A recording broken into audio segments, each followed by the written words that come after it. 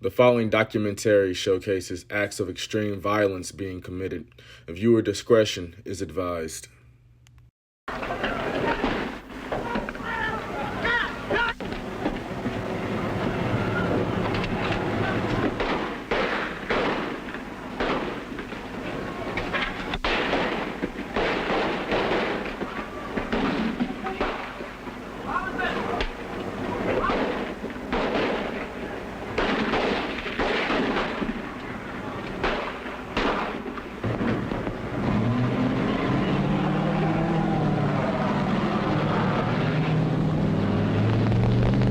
The footage you just saw is from the Greensboro Massacre, a violent incident that occurred on November 3rd, 1979 during a labor demonstration.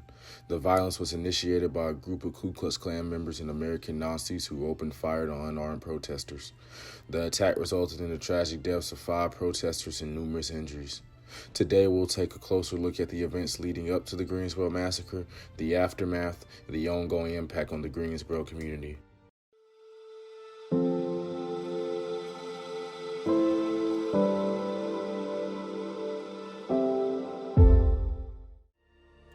History is often thought of as a linear progression, where one event leads to another in a predictable and chronological manner.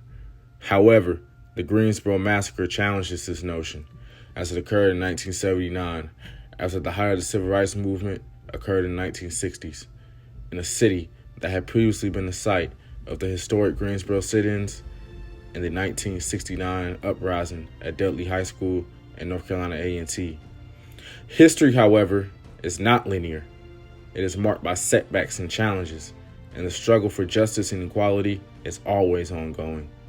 What happened in Greensboro on November 3rd, 1979, and how did it shape the course of history? Join us on a journey to discover the truth behind one of the most tragic and intriguing events in American history. I teach a lot of this local history in my classes, and when I ask students, how many of you have heard of the Greensboro sit-ins and the Greensboro Four, the 4 men from A&T who sat in at the World Wars, nearly everyone always raises their hand. To this day, when I ask how many of you are familiar with the story of the Greensboro Massacre in 1979, a much smaller number raises their hands. Students from Greensboro are a little more likely to have heard about it, but even students from Greensboro sometimes haven't. Actually, here in Greensboro, on November 3rd of 1979, my mom and my stepfather had close family friends here in Greensboro. They actually still live here in Greensboro. And I was staying with them for the day, and so I would have been 11. I remember hearing the report about it on the news, while I was at their house, and being shocked by it. It stayed with me in my memory for years, and I never forgot about it. At the time, the News and Record was one of the best papers of its size in the country. It had a real writer's tradition. But when I accepted the job, one of my editors, a guy named Mike Soretta, said, "Oh, you know about that? That's where they had that Klan Nazi shooting." And I was like, "What?" Because I knew about the sit-in, the Greensboro sit-in, but I had never heard of the Klan Nazi shootout. So when I came down here, that's when I heard more about it. Members of the Communist Workers' Party had been harassed by members of the Klan in the weeks leading up to the Greensboro Massacre, and decided to organize a counter protest in Greensboro in November of 1979. They did that. We now know that the local police and some federal agents knew in advance that the Klan was planning to show up and possibly use violence to put down this protest. The way the civil rights movement is often popularly remembered is, there were some sit-ins, and finally LBJ came in and passed some laws that made everything right, and then King was assassinated, but basically the work of the civil rights movement was done. In the accounts from people who were there, the response was slow, and that that the police held some responsibility in terms of their lack of protection for residents of the neighborhood in particular. But yeah, they're and that they had some advanced knowledge of some of the things that actually sadly ended up happening. They had some advanced knowledge that it could be an ugly situation.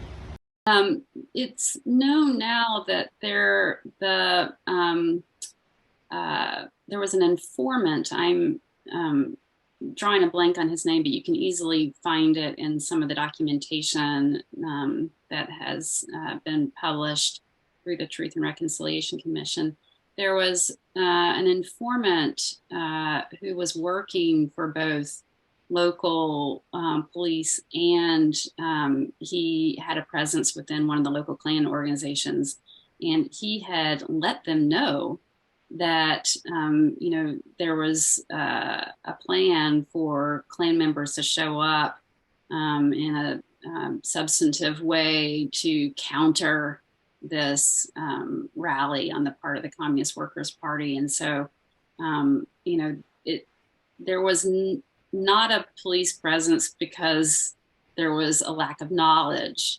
There was knowledge that these two groups, between which there was,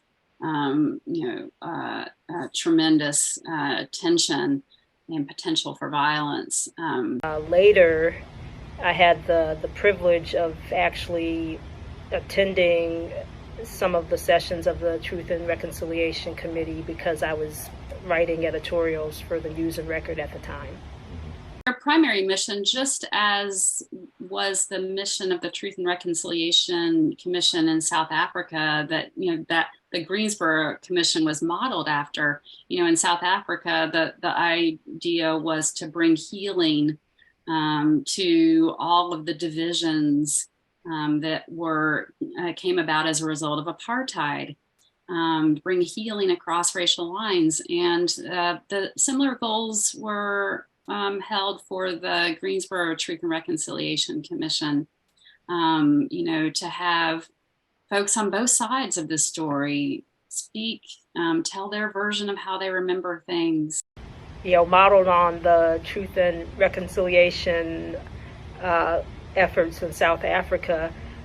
I think in some ways the name of the committee speaks for itself, wanting to bring to light the whole truth of what happened in Morningside Homes that day and the repercussions of it, over the years, and to bring about some healing in greater understanding of these events and healing in Greensboro. As far as I remember, there were some people who were back in 1979 affiliated with,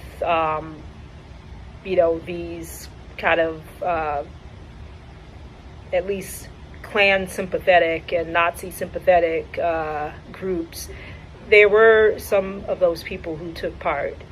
We would write it up, or we would give our notes and whatnot. And I always felt it was kind of scattershot, but because we were getting pushback from the power structure of the city to why are you covering that? Why is that news? It happened so long ago. Why are you covering that?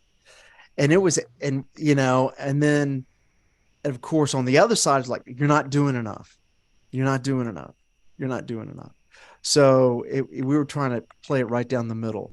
What I remember about the Grand Dragon, he was just defiant. That's what I remember. That he was. That's what I remember about that testimony.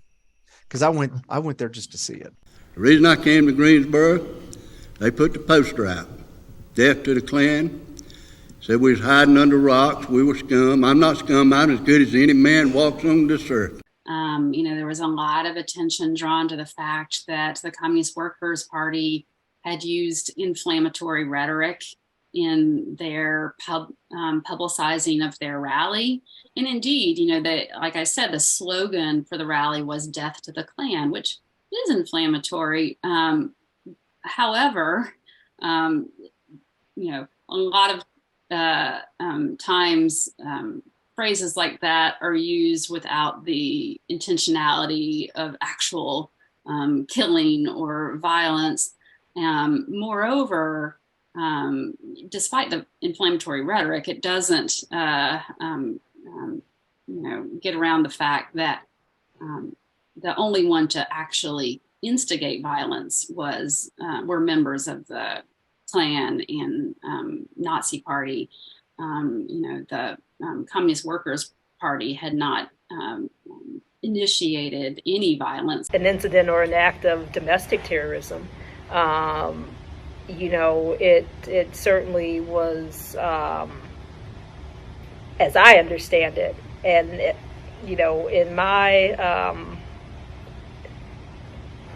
as I understand it, and what I believe is that it was an act of hatred. Through that, if you look back at the time that it happened, it wouldn't be considered that, because that was totally new to us. But I would consider domestic terrorism. That's what I would think. Because think about who was involved. Now granted, I would say it was domestic terrorism. I think that commission did some powerful and important work, and indeed, after in the wake of that commission, I can't remember exactly how long after the initial discussions were held, the city did offer a formal apology for their complicity with the Greensboro massacre, not having a more active police presence, for example. And there was also a local historic marker, a highway marker that was established. One of the things that we could take away from it is that law enforcement and elected officials should be held accountable for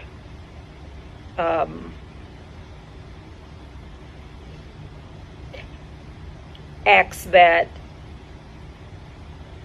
could possibly have been prevented. Has the city of Greensboro, in your opinion, ever given a satisfying apology for what happened on that day? Took them long enough, didn't it?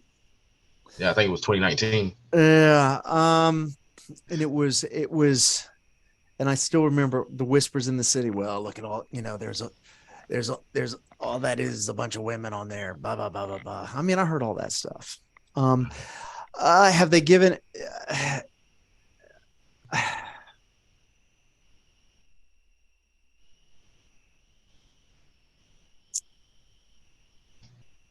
here's what bothers me. I would say, yeah, but here's what bothers me. God, why did it take him that long? I mean, do the math. I mean, that's 89. Decades. That's 4 decades. And what that shows you is how that wound festered in the city and got infected. And because we did the classic avoidance, you see it with people. I don't want to talk about that. That's what you hear in civilities and civil rights. I don't want to talk about that. It's going to go away. Let it go. And it just festered, and it caused this real division, this unspoken division in the city until it came out. I mean, I think I'm glad they did it. But why'd they take so long?